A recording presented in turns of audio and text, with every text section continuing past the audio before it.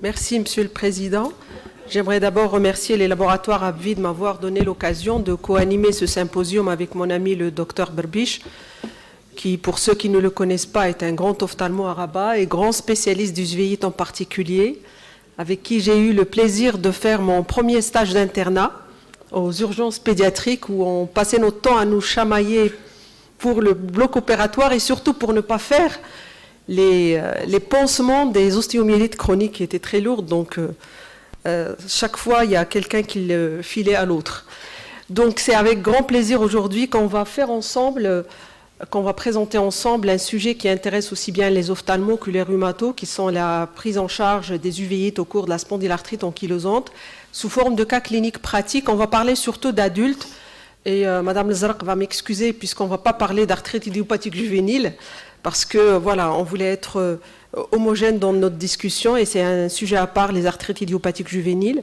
Donc comme vous le savez, les uveites sont une manifestation extra-articulaire fréquente des spondylarthropathies qui engage le pronostic visuel. Elle survient dans 33% des spondylarthrites. Elle est corrélée à la durée d'évolution de la maladie. Donc, elle survient le plus souvent avec des durées plus importantes. Chez des patients HLA-B27 le plus souvent, avec une sacroïléite radiologique. Et dans 90% des cas, comme on va le voir avec Omar, il s'agit plutôt d'une uveites antérieure. Et donc, avant de parler des uveites des spondylarthrites, on va voir ensemble, sur un cas clinique, la démarche diagnostique de l'ophtalmo. Donc ici, vous avez un patient de 30 ans qui présente depuis 4 jours une douleur et une rougeur oculaire avec une baisse de l'acuité visuelle. Donc, quelle est la démarche diagnostique de l'ophtalmo devant une suspicion de l'uvéite et quel est le cheminement avant de penser à une uvéite de la spondylarthrite et avant qu'il nous envoie le malade? Je te passe la parole. Merci beaucoup, Fdoua. Je remercie à mon tour le bureau de la SMR pour sa chaleureuse invitation. Et donc, j'enchaîne sur les questions de Fdoua. Alors, devant une uvéite, tout d'abord, je vais prendre 2 minutes pour parler de la classification ophtalmologique de l'atteinte oculaire. Donc, la classification des uvéites se fait selon une classification topographique. L'œil est divisé en 3 parties, une partie antérieure, une partie intermédiaire, une partie postérieure, et ensuite selon une classification sémiologique. Alors, en commençant par la classification topographique, alors l'UV, c'est tout ce qui est en rose. Ça va d'ici jusqu'ici. Et donc, son inflammation, ça donne les uvéites. Et l'uvéite antérieure, c'est une inflammation de la partie antérieure de l'UV, c'est-à-dire l'iris et le corps ciliaire.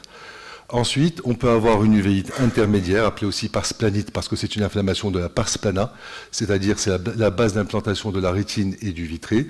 Et là aussi, on verra tout à l'heure que cette atteinte-là a des répercussions diagnostiques très intéressantes. Et puis enfin, la dernière partie de l'UV, qui est l'UV postérieur, qui englobe la choroïde et la rétine, son atteinte va donner les uvéites postérieures. Et l'atteinte des 3 tuniques va nous donner l'uvéite totale. Donc ça, c'est concernant la classification topographique. Et ensuite, nous avons une classification qui est sémiologique et qui fait intervenir le caractère granulomateux de l'atteinte oculaire qu'on verra tout à l'heure. Donc la classification sémiologique, c'est uvéite granulomateuse et uvéite non granulomateuse.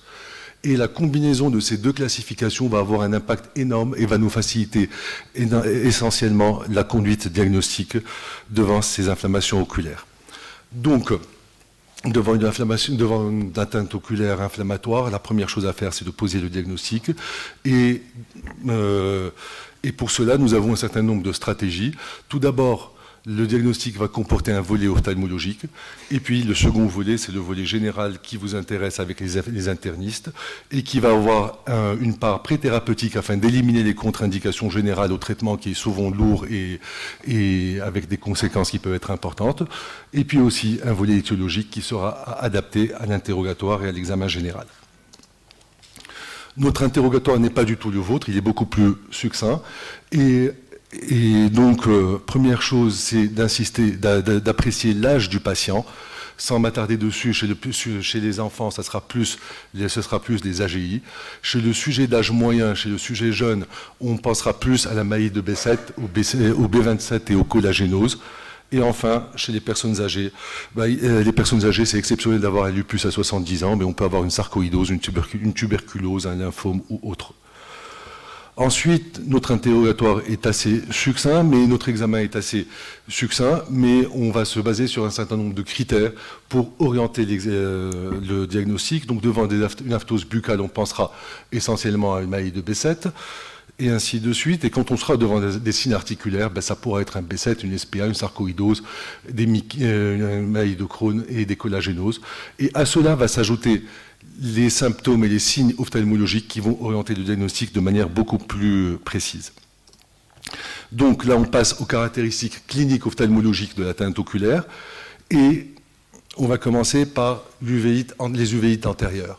Alors c'est l'atteinte de l'iris et du corps ciliaire, c'est-à-dire la partie antérieure de l'œil, et ça va se traduire par une inflammation antérieure qui est due à une rupture de la barrière hémato-oculaire. Donc une fois qu'on a une rupture de la barrière hémato-oculaire, on va avoir une diffusion de protéines et de cellules inflammatoires dans la chambre antérieure qui va donner ce trouble inflammatoire de l'humeur aqueuse qu'on appelle Tyndall et qui est coté en croix.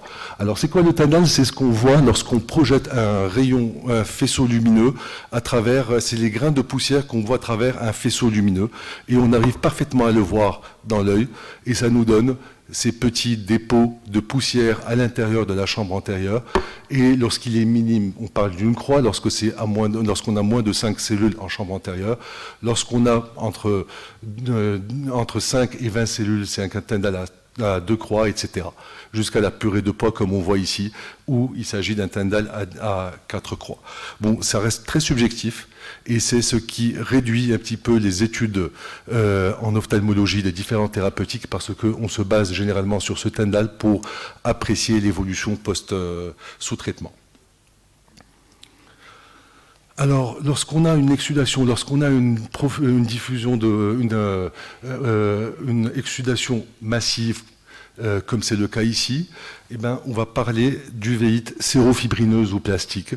On a réellement de la fibrine en chambre antérieure. Ce n'est pas pathognomonique d'une SPA, mais c'est assez courant et assez fréquent dans ce genre de pathologie. On peut avoir, lorsque ces dépôts précipitent en chambre antérieure, au niveau de la partie inférieure de la chambre antérieure, on peut avoir le classique hypopion.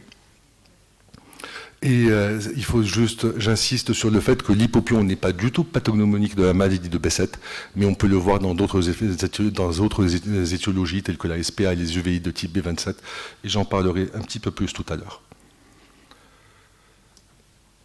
Et puis, ces protéines, ces cellules inflammatoires peuvent se déposer sur la face postérieure de la cornée et ça va donner les précipités rétrocornéens. Et ça, c'est un signe extrêmement important pour nous parce que selon la nature de ces précipités rétrocornéens, ceci va avoir un impact énorme sur le diagnostic. On distingue donc les précipités rétrocornéens granulomateux et non granulomateux. Les non granulomateux, ce sont des précipités de petite taille, fines, poussiéreuses, grisâtres lorsqu'ils sont actifs. Et lorsqu'on a des précipités non granulomateux, on va penser en particulier au B27 et au B7. Et on a un certain nombre de pathologies, ce sont les grandes simulatrices qui peuvent absolument tout donner et qu'il faut rechercher systématiquement. Donc après avoir écarté une syphilis, une tuberculose et les virus du groupe herpès, on s'attardera à rechercher essentiellement devant des précipités non granulomateux, une uvéite de type B27 ou une maladie de B7. Par contre, lorsqu'on a ce type de précipités rétrocornéens, ce sont des précipités qui sont ronds, de grande taille, parfois coalescents, comme on voit ici, et qui ont une forme irrégulière. Là, on parle de précipités rétrocornéens granulomateux ou en graisse de mouton. Et lorsqu'on est devant ce cas de figure, on pensera essentiellement à une sarcoïdose, à une toxoplasmose CEP-VKH, et puis aussi les grandes simulatrices, comme j'ai dit tout à l'heure, qui peuvent absolument tout donner, qu'il va falloir rechercher systématiquement. Et c'est pour cela d'ailleurs que la tuberculose et la syphilis font partie du bilan de primo-infection, de primo-intention devant une uvéite. Alors, juste un élément sur ces précipités rétrocornéens. Là, nous avons des précipités qui sont pigmentés, ça veut dire que ce sont des précipités anciens. Donc, devant un patient qui vient consulter, on est capable de dire qu'il a déjà fait une poussée précédemment lorsqu'on a des précipités pigmentés, comme c'est le cas ici, et que, là, en l'occurrence, il est en train de faire une nouvelle poussée parce que ce sont des précipités grisâtres qui sont associés à ces précipités pigmentés. Donc, après avoir examiné l'humeur aqueuse et le liquide de la chambre antérieure, on va zoomer sur l'iris Et en examinant l'iris, on peut avoir des nodules iriens. C'est ce qu'on voit ici, aussi bien au niveau du liseré qu'au niveau du stroma irien. Et ces nodules iriens ont exactement la même valeur sémiologique que les précipités rétrocornéens en graisse de mouton, c'est-à-dire qu'ils sont très évocateurs d'une sarcoïdose, mais évidemment ils peuvent se voir dans toutes les pathologies granulomateuses, telles que la toxo, la syphilis, Lyme, tuberculose, etc. Ensuite, en examinant l'iris, on peut se retrouver face à ce genre de situation, ce genre d'adhérence entre la face postérieure de l'iris et la face antérieure du cristallin, et ce sont les classiques synéchies. Alors, l'urgence thérapeutique dans le traitement de l'inflammation, c'est de libérer ces adhérences. C'est de libérer ces adhérences afin de pouvoir avoir accès au pôle postérieur, de pouvoir examiner la rétine et les autres structures oculaires, et donc de pouvoir apprécier le degré de l'inflammation. Ce qui veut dire que donc le traitement, en traitant très vite, on peut avoir un lâchage des synéchies. Et parfois, on peut avoir ces traces d'iris, de pigments iriens sur la face antérieure du cristallin. Et ceci a une valeur très importante pour savoir que le patient a déjà fait une poussée inflammatoire. Donc lorsqu'on examine un patient a posteriori et qu'on trouve des pigments iriens sur la face antérieure du cristallin, on peut affirmer avec certitude qu'il a déjà eu une poussée inflammatoire ancienne, passée inaperçue, et donc il n'est pas à sa première crise ou il n'est pas indemne de toute atteinte oculaire. Donc, à côté de l'atteinte du segment antérieur, c'est-à-dire de tout ce qui est en avant de l'iris, on peut avoir des uvéites intermédiaires, ce sont les classiques parsplanites, qui se traduisent par ça, c'est-à-dire que les cellules inflammatoires vont coalescer pour donner les classiques œufs de fourmi. Et devant ça, on est face à une uvéite intermédiaire et donc une parsplanite. Et ce qui est intéressant, c'est que dans 80% des cas, on n'a pas d'étiologie. Elles sont idiopathiques. Mais par contre, dans les 20% où on peut faire un diagnostic, dans 18% sur 20, il s'agit d'une sarcoïdose et d'une CEP, ou d'une CEP. Donc, en premier lieu, devant cet aspect-là, on va s'orienter vers ces deux pathologies, et ce n'est que dans les 2% restants qu'on peut avoir des Mickey, humaïde de Whipple, syphilis, Lyme, griffe du chat, etc. Donc, devant une uvéite intermédiaire, en ce qui vous concerne, ça peut être une RCH, un Crohn, mais c'est essentiellement une sarcoïdose ou une sclérose en plaques. Mais jamais de SPA. La SPA ne donne pas d'atteinte postérieure. Enfin, on peut avoir une inflammation des vaisseaux rétiniens, ce sont les vascularites rétiniennes qui se voient dans l'uvéite postérieure. Ces vascularites peuvent être segmentaires, comme c'est le cas ici, ou diffuses. Ce sont des manchons blanchâtres duveteux périvasculaires, et ça traduit une inflammation active. Alors, donc en gros, voilà l'examen ophtalmologique que l'on fait devant une inflammation oculaire. Et puis, on continue toujours par une angiographie à la fluorescéine, qui est l'examen clé, qui est un examen capital, parce qu'il va nous montrer le signe majeur de l'inflammation vasculaire, qui sont les vascularites, et qui sont donc l'imprégnation pariétale par le colorant et la diffusion, la fuite vasculaire du colorant à travers les parois des vaisseaux altérés. Et ça, c'est un signe pathognomonique de l'atteinte vasculaire rétinienne. Et ça peut se voir très souvent dans des formes infracliniques où on n'a absolument rien sur le plan diagnostique et sur le plan au niveau de l'examen du fond d'œil, mais ça peut faire basculer le diagnostic d'une SPA où on n'a pas d'atteinte vasculaire rétinienne vers une maladie de Bessette où l'apanage et le substratum anatomique, c'est une vascularite rétinienne active ou séquelaire. Donc, une fois qu'on a fini le diagnostic positif, la première chose à faire, c'est d'apprécier le degré de gravité. Et c'est ce qui va conditionner notre attitude, parce que le but, c'est d'agir très vite afin d'éviter des séquelles de ce type-là, ou des séquelles beaucoup plus graves, telles que la nécrose rétinienne que l'on voit dans la maladie de Bessette ou autre. Donc, première chose à faire, c'est d'apprécier le degré de gravité.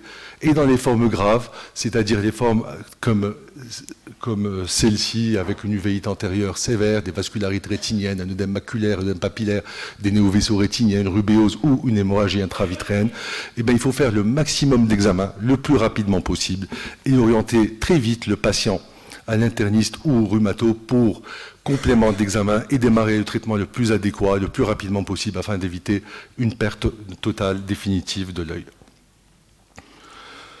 Donc, quelles sont donc, au terme de cet examen, quelles sont les différentes orientations étiologiques que l'on peut avoir à la suite de l'examen ophtalmologique? Donc, comme je vous ai dit tout à l'heure, on classe les inflammations en antérieure granulomateuse, antérieure non granulomateuse, uvéite postérieure intermédiaire.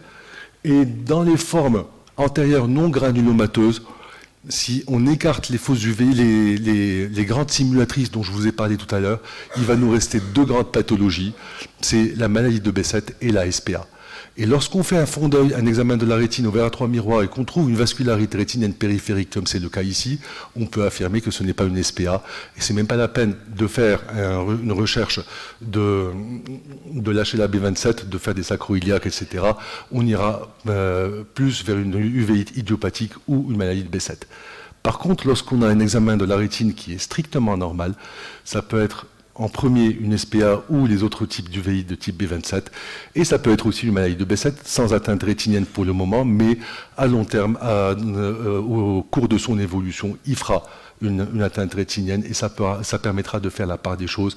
Évidemment, un patient qui fait des crises, des poussées d'uvéites après 10 ans d'évolution sans atteinte vasculaire rétinienne, on peut affirmer que ce n'est pas un B7 et que c'est plutôt autre chose. Alors, toujours dans les uvéites antérieures non granulomateuses, on peut avoir l'hypopion. Et l'hypopion n'est pas l'apanage de la maladie de Bessette. Il se voit aussi dans toutes les uvéites de type B27, dans toutes les uvéites sévères, mais effectivement, les deux principales causes, c'est B7 et B27.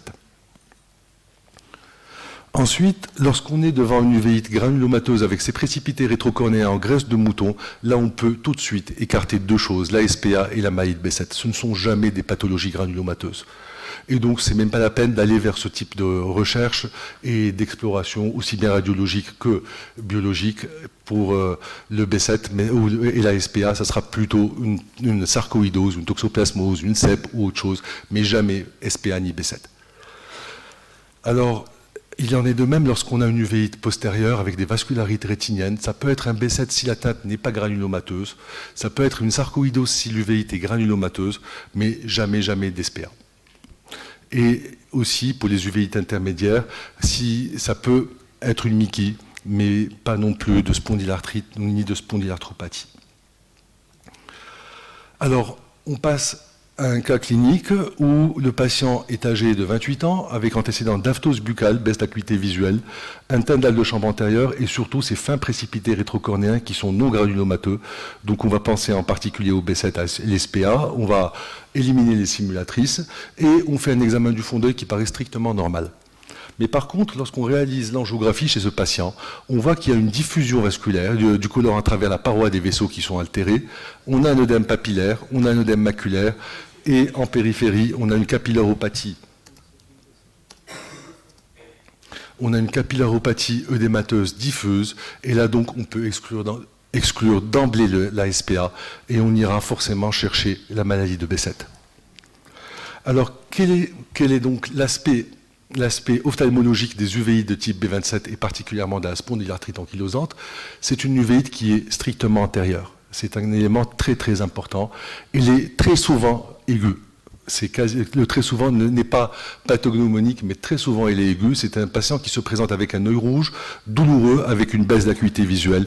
Et il est tellement aigu que le patient peut nous rapporter avec précision le moment où il a eu sa crise. Il peut nous dire qu'en sortant du supermarché avec son caddie, il passe devant le boulanger et à ce moment-là, il a eu cette douleur qu'il a pris, qu'il a pu lâcher et après, il a eu un flou visuel, etc. Donc, il peut avec une très grande précision nous rapporter le début de sa symptomatologie. Et il est toujours unilatéral et à bascule et peut toucher tantôt le droit, tantôt l'œil gauche. Dans les formes sévères, on peut avoir une bilatéralisation assez rapide, mais elle est toujours unilatérale au début. Et puis après, il peut faire une deuxième poussée au niveau de l'autre œil ou bien au niveau du même œil. Strictement antérieure, toujours non granulomateuse, ça c'est un caractère essentiel. Et dans les formes sévères, il peut être fibrineuse, plastique ou à hypopion. Alors parfois, j'ai dit tout à l'heure qu'il n'y avait pas d'atteinte rétinienne, mais je parlais bien des vascularites rétiniennes, mais on peut avoir des atteintes par contiguïté que l'on verra dans le cas clinique suivant. Donc là, il s'agit d'un patient de 28 ans qui se plaint d'arthralgie axiale, qui est suivi par un généraliste pour ce problème articulaire et qui est traité par INS avec une bonne réponse clinique. Et puis un jour, il fait une baisse d'acuité visuelle avec rougeur, comme on voit ici, douleur et baisse d'acuité visuelle, et il vient consulter l'ophtalmo. Donc, on retrouve dans l'anamnèse l'aspect aigu de la douleur, l'aspect unilatéral, cette rougeur qu'on appelle hyperémie conjonctivale et une baisse d'acuité visuelle qui est généralement importante, contrairement aux uvéites chroniques où on peut avoir une installation qui est beaucoup plus fruste, beaucoup plus insidieuse et où l'atteinte oculaire se fait de manière beaucoup plus asymptomatique au départ. Donc là, très vite, il y a cette baisse d'acuité visuelle qui le pousse à consulter. Et en l'examinant, on a une inflammation, une uvéite, avec des synéchies, un tyndale, un aspect de fibrine ici au niveau de la chambre antérieure, l'hypopion qui est là, et donc nous sommes devant une uvéite antérieure, unilatérale, non granulomateuse, synéchiante avec un hypopion. On continue l'examen ophtalmologique et là, le fond d'œil est strictement normal. Et en faisant par contre l'angiographie, on trouve 2 signes de gravité, à savoir un œdème papillaire, c'est-à-dire une rétention papillaire du colorant au cours de la séquence angiographique, et une diffusion maculaire du colorant. Et ça, ce n'est pas une atteinte de la rétine, ce n'est pas une atteinte inflammatoire de la papille, ni de la macula, mais c'est une atteinte par contiguïté à partir de la sévérité de l'atteinte antérieure. Et dans les uvéites de type B27, ces éléments-là ne font pas partie du tableau inflammatoire, mais par contre, ils font partie d'un tableau d'uvéites sévères antérieures qui, par contiguïté, va entraîner une souffrance papillaire, une souffrance maculaire, et on verra les répercussions sur le plan thérapeutique, parce que là, on va passer à une échelle thérapeutique un petit peu plus élevée d'emblée. Donc, après avoir apprécié le degré de gravité, on va passer au diagnostic étiologique, et là, devant les formes graves comme celle-ci, on a une uvéite antérieure sévère avec hypopion et aspect plastique. Le but du traitement, c'est de commencer tout de suite le traitement, le bolus topique en gouttes, j'en parlerai tout à l'heure, afin de pouvoir libérer les synéchies et d'avoir ça. Là, déjà, on a gagné la partie, parce qu'on a pu libérer toutes les synéchies qui étaient ici. On en garde quelques-unes, mais c'est pas grave. Et devant cette atteinte postérieure aussi, il faut appeler les rhumatologues tout de suite pour prendre rendez-vous aux patients, pour qu'ils ne restent pas en train de traîner dans les couloirs ou d'essayer de prendre rendez-vous sans qu'ils puissent y arriver rapidement, parce que le but, c'est de commencer le diagnostic étiologique dans les plus brefs délais et de commencer le traitement de la manière la plus adéquate possible. Et là, je passe la parole à Fdoa.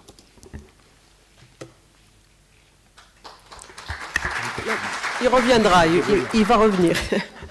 Donc en fait, la question ici, c'est quand est-ce que l'ophtalmo va penser à envoyer le patient chez le rhumato, à partir de quel signe? Et un panel d'experts rhumato et ophtalmo ont établi et validé un algorithme devant lesquels l'ophtalmologue doit penser à une spondylarthrite et envoyer le patient chez le rhumato. Alors on va le voir ensemble. Devant une uvéite antérieure aiguë, soit le diagnostic de spondylarthrite est connu et donc il envoie systématiquement, soit il n'est pas connu et dans ce cas l'ophtalmo va penser à poser la question par rapport à la lombalgie inflammatoire chez un patient surtout qui a un âge de moins de 45 ans et dont la durée d'évolution de plus de 3 mois, ou des douleurs articulaires. Alors dans cet algorithme, si le patient n'a pas de lombalgie et n'a pas de polyarthralgie, il n'y a aucune raison à l'envoyer chez le rhumato. Si par contre il a des lombalgies ou des arthralgies, il faut faire un HLA B27. S'il est positif, il l'envoie chez le rhumato. Et ce qui est un peu bizarre ici, c'est que s'il est négatif et s'il n'y a aucun signe de psoriasis ou de problème à l'examen physique, eh ben, ce n'est pas la peine de l'envoyer au rhumato. Et dans ce papier, cet algorithme a une sensibilité et une spécificité de plus de 90%. Or, nous, rhumato, on sait très bien que si on utilise des critères de l'ASAS et si on a une lombalgie inflammatoire avec une uvéite antérieure, on n'est pas obligé d'avoir un HLA B27 positif pour confirmer un diagnostic de spondylarthropathie. Donc en fait, si les ophtalmos utilisent cet algorithme, ils vont passer à côté de beaucoup de patients qui ont une spondylarthropathie. Et j'irai un peu plus loin d'ailleurs pour vous présenter cette étude qui est assez intéressante. C'est par rapport à une IRM des sacroiliaques devant les uvéites récurrentes sans signe de spondylarthropathie. Et ici, les auteurs ont inclus 50 uvéites antérieures qui n'étaient pas suivies par un rhumatologue. Et donc, ils ont envoyé les 50 patients chez 2 rhumatologues qui les ont classés en 3 groupes. Le premier groupe avait une spondylarthrite confirmée selon les critères de la SAS. Le deuxième groupe avait des lombalgies inflammatoires mais sans spondylarthrite. Et le troisième groupe était totalement asymptomatique. Ils ont comparé les trois groupes par rapport à un groupe contrôle, c'est-à-dire des patients qui n'avaient pas d'uvéite. Et ils ont fait l'IRM à tout ce beau monde.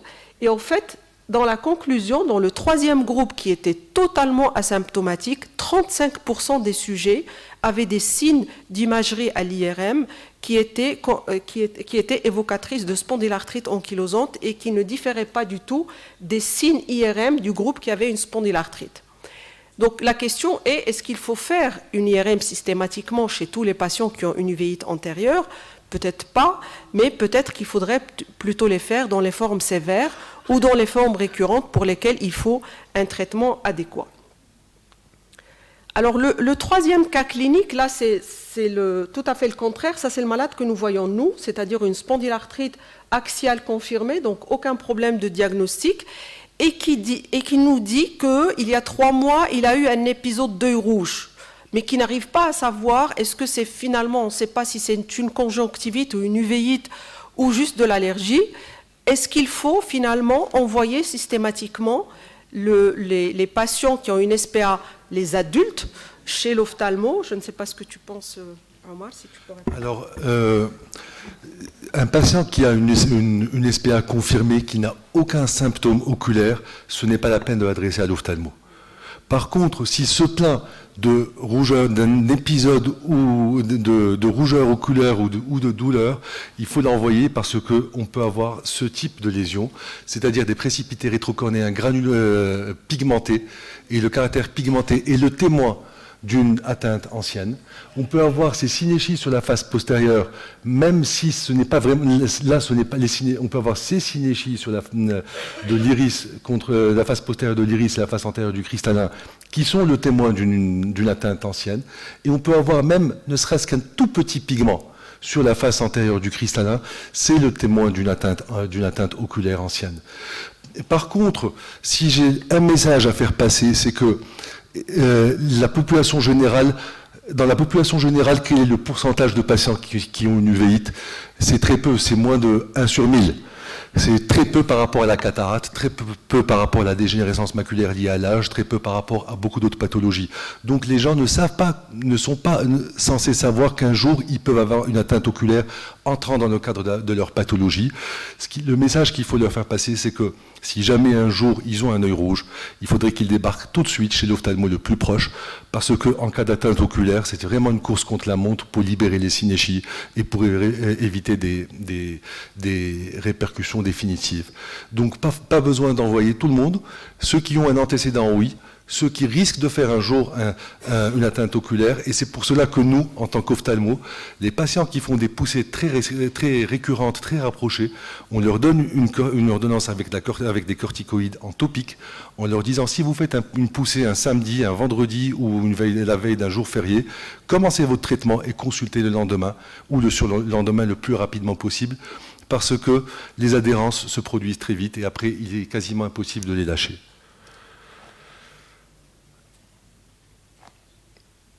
Donc, revenons au cas précédent où le diagnostic de SPA a été fait. Alors, comment est-ce qu'on va le traiter? Le patient qui avait cette atteinte antérieure avec œdème papillaire et œdème maculaire, alors quelle est la stratégie thérapeutique?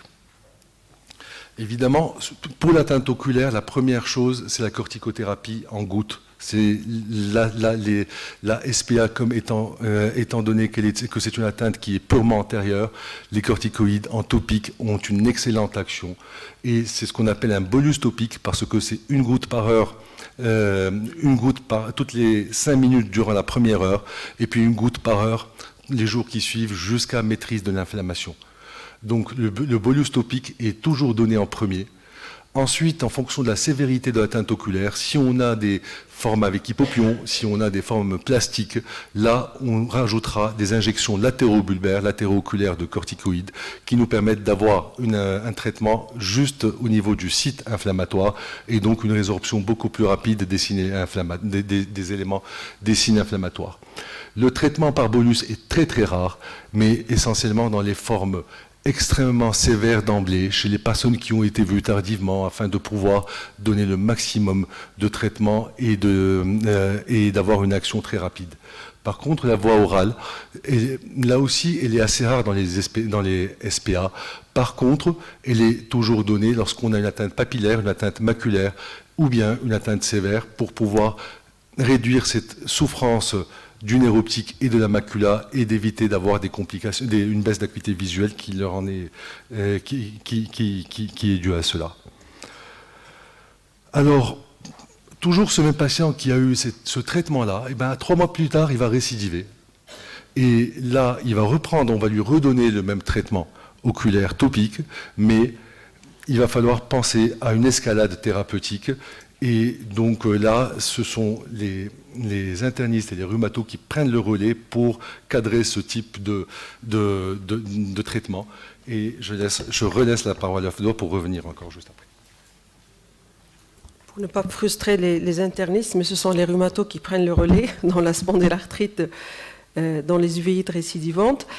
Et au fait, quand on a une uvéite récidivante ou quand on a une forme sévère, il faut prescrire, il faut passer au DIMARTS, puisque la corticothérapie à forte dose au long cours a des effets secondaires, donc il faut passer aux immunosuppresseurs. Je ne parlerai pas de la ciproxine et de l'azatioprine, puisqu'elle est peu utilisée, en tout cas on ne l'utilise pas.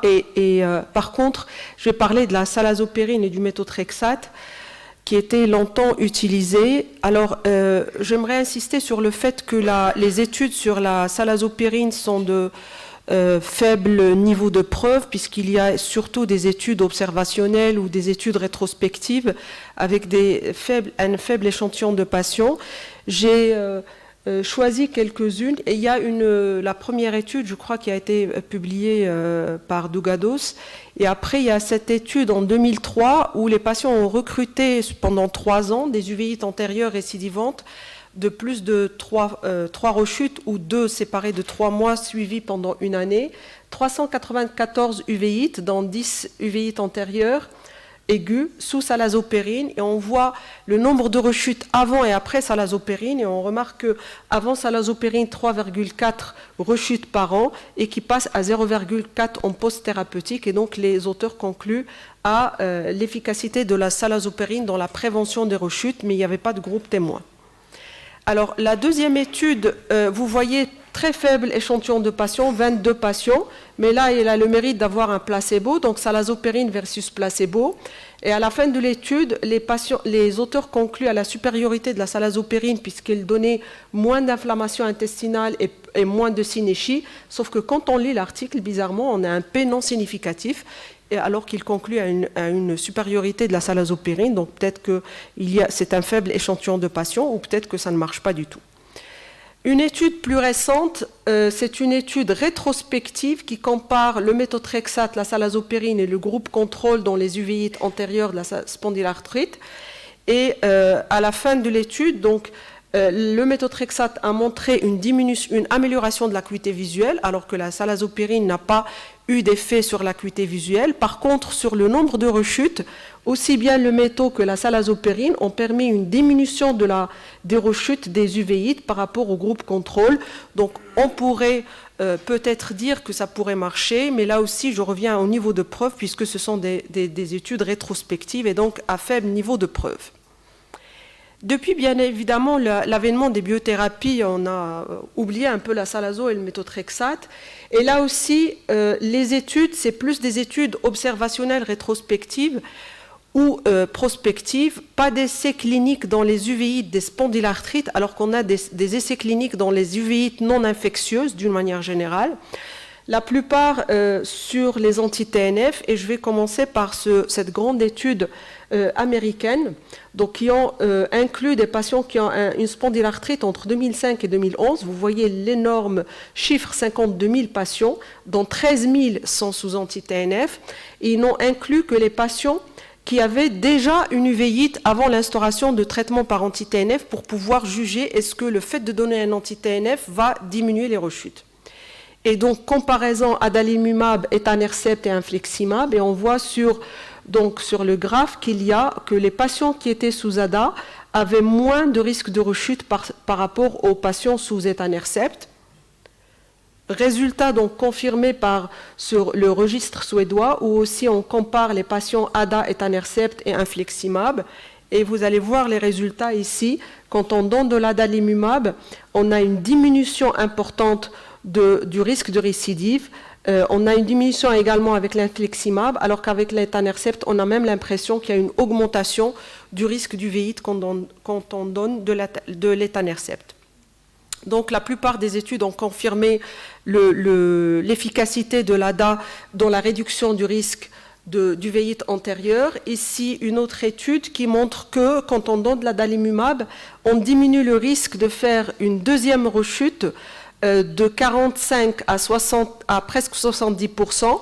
Quand on donne l'ADA chez des patients qui ont une histoire récente d'uvéite antérieure, donc on a plus de chances de diminuer la récidive de l'uvéite par rapport à des uvéites chroniques, d'où l'intérêt de commencer un traitement le plus tôt possible. Une autre molécule aussi a montré la réduction du risque de rechute, qui est le Simponi, donc le Goli, avec aussi une étude rétrospective qui montre une diminution d'à peu près 80% du risque de récidive dans la spondylarthrite. Des études avec le Cosentyx, c'est un essai clinique, mais comme vous voyez, ce sont 2 essais cliniques dans les uvéites non infectieuses d'une manière générale, donc il n'y a pas d'essai clinique dans la spondylarthrite, et qui montre aussi qu'il y a une efficacité sur la diminution du risque. Les études, c'est sur la diminution du risque de rechute, pas sur l'amélioration de l'acuité visuelle comme critère de jugement. Et en cours, on a la Stellara en phase 2 et les JAK en phase 3 pour aussi comme critère de jugement la diminution du risque de rechute. Et je termine par le dernier cas clinique qui est cette fois-ci une patiente, pour changer un peu, pour dire que aussi, ça survient aussi chez les femmes. Une patiente qui a une spondylarthrite axiale et périphérique résistante aux métaux, traitée depuis 1 an par Ombrelle, avec une rémission clinique et biologique, et lors du suivi, elle présente une uvéite antérieure. Donc elle fait une uvéite antérieure. Quelle est la conduite à tenir? Qu'est-ce qu'on fait? Et je présente donc le registre français sur la base de données de la pharmacovigilance des uvéites sous 10 mars ou biothérapie. Donc c'est les patients qui n'avaient pas d'uvéite et qui ont fait une uvéite après instauration d'une biothérapie, 32 patients. La plupart, si vous voyez, sont plus sous etanercept. Et sur les 32 patients, il y avait 6 cas avec une toxoplasmose, un herpès et une tuberculose. Et chez ces malades, la plupart des auteurs ont soit switché vers l'ADA quand le patient prenait de l'etanercept, ou ils ont carrément arrêté la biothérapie quand ils pouvaient le faire. Donc en fait, devant l'apparition d'une uvéite sous biothérapie, avant de parler d'une poussée de la maladie, et je ne sais pas si on peut faire une poussée de l'uvéite alors qu'on n'est pas de poussée de la spondylarthrite, on peut en discuter. Il faut d'abord éliminer une infection, ce sont des immunosuppresseurs, donc d'abord éliminer l'infection. Est-ce qu'il y a un rapport ou pas avec la biothérapie, notamment chez les patients qui sont sous ombrelle? Est-ce que c'est l'ombrelle qui a induit l'apparition de l'uvéite? Et donc, alors que la patiente est en rémission, est-ce qu'il faudrait qu'on arrête l'ombrelle? Et justement, c'est une discussion multidisciplinaire entre rhumato et ophtalmo sur la conduite à tenir. Est-ce qu'on doit garder ou pas? Le pronostic visuel est mis en jeu. Donc, qu'est-ce qu'on fait? Qu'est-ce que tu penses de ça? Alors, à la question de est-ce que l'uvéite chez le patient sous ombrelle est due à l'ASPA? Alors, on peut avoir une uvéite chez un patient qui est en totale accalmie de sa spondylarthropathie. Ça, c'est clair, c'est décrit et c'est même assez fréquent. Par contre, l'ombrelle ne protège absolument pas l'œil. L'ombrelle n'a aucun effet. Au même titre pour nous, pour la Salazo. La Salazo est très, très efficace sur les articulations, mais il n'a aucun effet. Les études qu'a présentées tout à l'heure, c'est des études anciennes sans placebo, et c'est des études qui portent sur de très petites marges. Donc la salazopyrine, pour les ophtalmos, si on nous envoie un patient qui a des rechutes oculaires, qui a été mis sous salazopyrine, généralement on rappelle pour dire que on préfère à la limite, si le malade ne fait pas partie d'un groupe où il peut avoir les anti-TNF qui soient mis sous métaux. Et par contre, l'ombrelle ne protège pas l'atteinte oculaire. Donc un patient qui a fait une uvéite alors qu'il était sous immunomodulateur, sous etanercept, c'est très probablement soit une uvéite liée à sa poussée inflammatoire, à sa maladie qui donc va donner une atteinte oculaire, ou bien c'est une uvéite qui est déclenchée par l'étanercept parce que ça a été prouvé que ça donne des uvéites. Et là, la littérature est de plus en plus riche de ces articles-là, où des patients qui n'avaient aucune atteinte oculaire préalablement à leur mise sous traitement par Enbrel et qui déclenchent des uvéites paroxystiques sévères, très souvent bilatérales, ce qui n'est pas le cadre d'une SPA, et qui sont assez récurrentes et récidivantes, et c'est l'Enbrel qui est mise en cause. Donc, est-ce que c'est l'Enbrel? Est-ce que c'est la pathologie? Ça, je pense qu'on n'aura pas de réponse à cette question, mais dans tous les cas, il faut switcher à autre chose.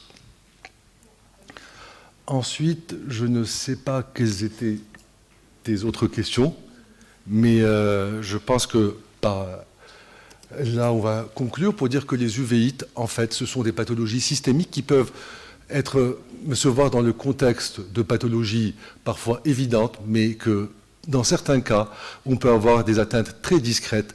Et c'est là que l'enquête étiologique prend toute son importance. Et c'est là aussi que la collaboration multidisciplinaire va permettre la meilleure approche diagnostique et thérapeutique. Et je vous remercie pour votre attention.